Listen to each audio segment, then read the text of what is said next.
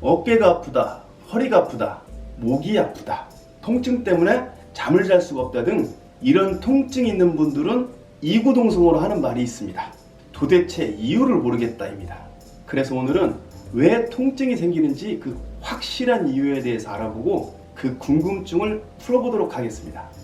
나는 일도 하지 않고 무리한 행동도 하지 않았는데 언제부터인가 어깨가 아파서 움직이는데 많은 고통이 따르고 심지어는 잠조차 잘 수 없을 정도로 아프다. 그런데 병원에서는 특별한 원인은 없고 단지 염증이 조금 있다는 정도로 말할 뿐 도대체 이유를 모르겠다고 말합니다. 단지 가벼운 물건 하나를 들었을 뿐인데 허리가 삐끗했거나 그래서 한 달 이상 누워서 지낼 정도로 고생을 많이 했다. 과연 그 작은 물건 하나 옮기는데 이렇게 허리를 다치다니. 그렇다면 아예 허리를 쓰지 말아야 하나? 이런 고민하는 분들도 있습니다. 갑자기 바쁜 업무 때문에 철야를 며칠 하고 났더니 무릎이나 어깨가 아파서 움직일 수가, 일을 할 수가 없고 팔을 움직이려면 끊어질 듯 아프고 걸으려면 통증으로 쩔뚝쩔뚝거려서 행여 내 몸에 큰일이 생기지 않을까 걱정하게 됩니다. 더 답답한 것은 병원에서도 약간의 염증이 있을 뿐이라고 약 먹고 좀 쉬면 나을 거라고 했지만 사실 쉴 형편도 아니고 그 며칠 무리했다고 어깨나 무릎이 이렇게 될 수 있다라며 걱정을 합니다. 누구나 겪어봤을 듯한 또 겪을 수 있는 일들입니다. 그렇다면 과연 약간의 염증이 생겨서 내 몸이 이렇게 되었을까요? 별로 무리한 것도 없는데 내가 하늘에서 혹 죄를 받아서 어깨나 허리가 아프게 되었을까요? 절대 아닙니다. 원인 없는 결과는 결코 없습니다. 근골격계 통증에는 반드시 원인이 있게 됩니다. 단지 그 속 시원한 확실한 원인을 몰랐을 뿐입니다.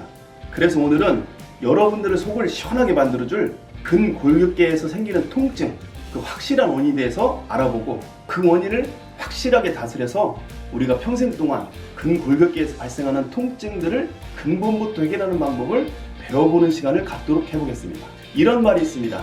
아무리 쉬운 것도 내가 쉬울 때까지는 어렵다. 그래서 여러분들이 바로 쉽게 배울 수 있도록 저는 단순하고 간결하고 정확함을 원칙으로 해서 설명해 보도록 하겠습니다.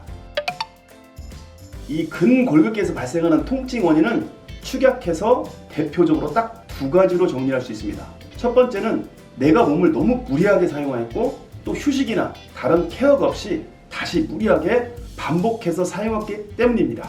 두 번째는 우리 몸의 신경과 근육, 골격은 충분한 산소와 영양분 이런 것들이 공급이 잘 이루어져야 건강합니다. 그런데 적당한 산소와 영양 공급이 제대로 이루어지지 못했고 또 그와 함께 쌓인 노폐물조차 원활하게 배출하지 못해서 생길 수 있는 원인이라고 두 가지를 정리할 수 있습니다.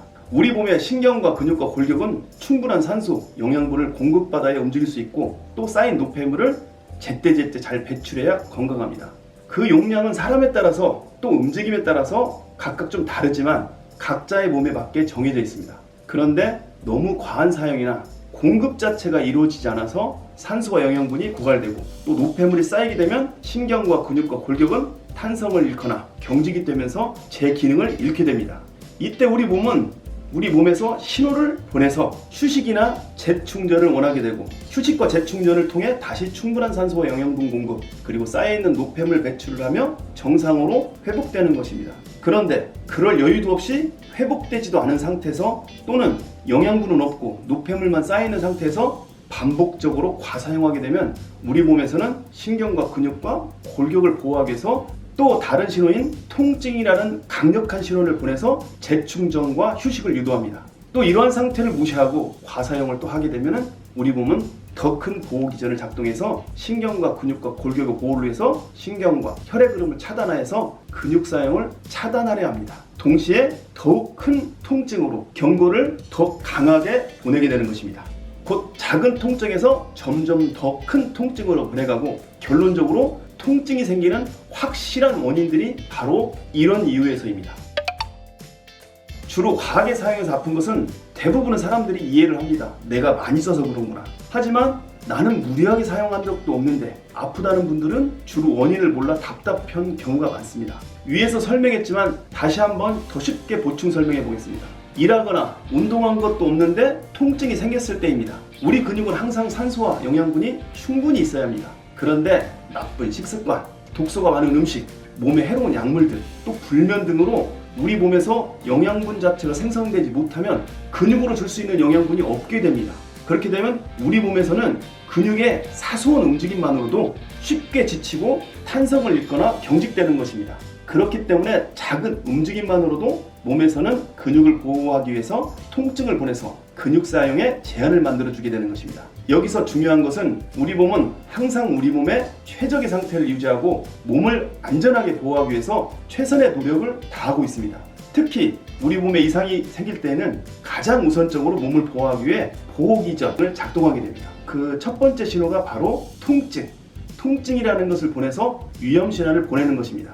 그래서 사고나 충격을 제외하고 우리 몸에서 조금이라도 통증이 발생한다면 그것은 우리 몸의 이상신호라는 것을 빨리 알아차리고 바로 그에 맞는 대응을 해준다면 우리 몸은 항상 건강한 상태를 유지해주게 되는 것입니다. 근골격계의 건강의 가장 중요한 부분을 여기서 알 수 있습니다. 근육의 무리한 사용은 좀 주의하고 충분한 휴식과 수면을 통해 올바른 회복을 시켜줘야 하고 항상 건강한 상태를 유지하기 위해 충분한 영양분과 산소 공급이 될 수 있도록 해줘야 되는데 올바른 식습관과 올바른 수면 습관이 굉장히 중요하다는 것이 바로 여기서 나오게 되는 것입니다. 마지막으로 우리가 병원에서 때로 쉽게 듣고 있는 약간의 염증이 있다는 것에 대한 설명을 해드려 보겠습니다. 위에서 설명한 원인에 의해서 근육이 탄성을 잃거나 경직이 발생되면 근육의 시작점이나 끝점에서 과한 스트레스를 받게 되면서 근육에 약간의 미세 손상이 발생하게 됩니다. 그러면 우리 몸에서는 그러한 손상을 회복시키기 위해서 회복 반응, 곧 염증이라는 것이 여기서 생겨나는 것입니다. 염증 반응은 항상 통증과 동반됩니다. 곧 약간의 통증이라도 생겼다는 것은 염증 반응이 발생되어 있다는 경고장이고 우리는 이에 맞게 설명한 대로 바로 몸을 보호해주는 조치를 취해주면 됩니다. 그렇게 되면 통증과 더불어 염증 반응은 바로 사라지고 회복된다는 뜻입니다. 각각의 통증과 근육 케어 관리는 제가 계속해서 영상을 올려서 더 자세한 설명을 이어가고 있으니 참고하셔서 그에 맞게 따라서 케어하시면 됩니다. 오늘은 우리 몸에서 생기는 근골격 통증의 근본 원인을 설명한 것입니다. 통증이 생기는 근본 원인을 사전에 차단해서 통증이 없는 건강한 삶을 누리시라고 이 영상을 만들었습니다. 감사합니다.